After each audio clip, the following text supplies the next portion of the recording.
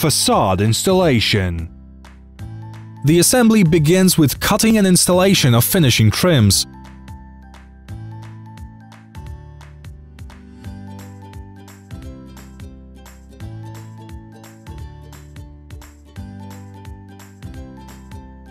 Before the assembly, we drill the bottom parts of the trims in order to facilitate their installation. In order to ensure proper ventilation, the distance from the ground surface should be kept.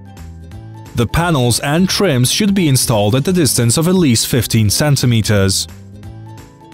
The installation begins with the bottom parts of the two-piece vertical trims. Mount the FS211 starter trim between the vertical trims. The level of the FS211 starter trim is determined using a piece of the panel and a spirit level. At the top of the wall, we install the FS262 ventilation trim. Between the vertical and horizontal trims, we should keep the expansion joints of about 2 centimeters. Both the starter trim and the ventilation trim should be carefully leveled.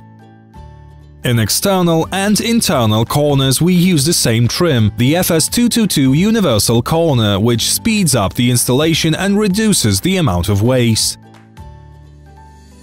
The trims should be firmly attached to the substructure. We start the assembly of panels from the bottom by placing the panel on the starter trim. The panel does not require leveling, just make sure that it is properly seated on the starting trim and the expansion joints have been maintained.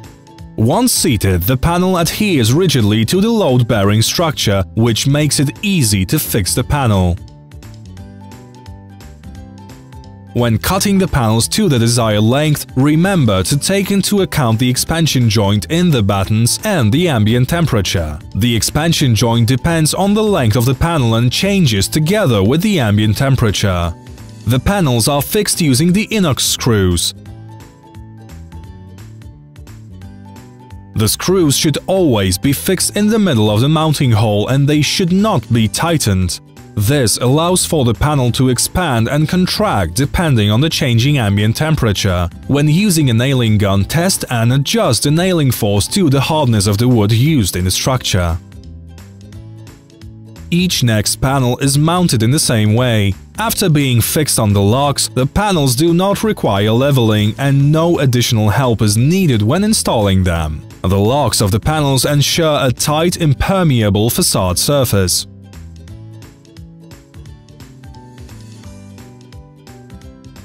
Usually, the last panel needs to be cut. Measure the necessary height of the panel. Take the measurement from the trim to the top edge of the penultimate panel.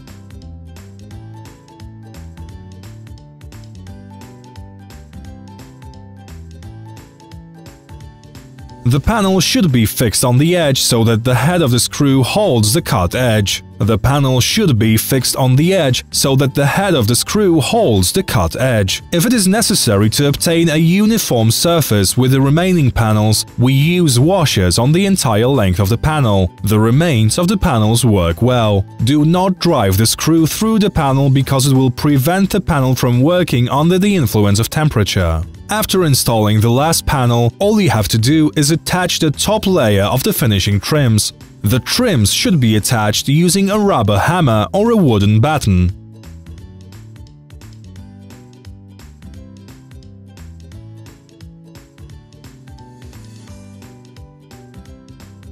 After the finishing trims have been attached, the facade is ready. It does not require any additional finishing work or silicone insulation.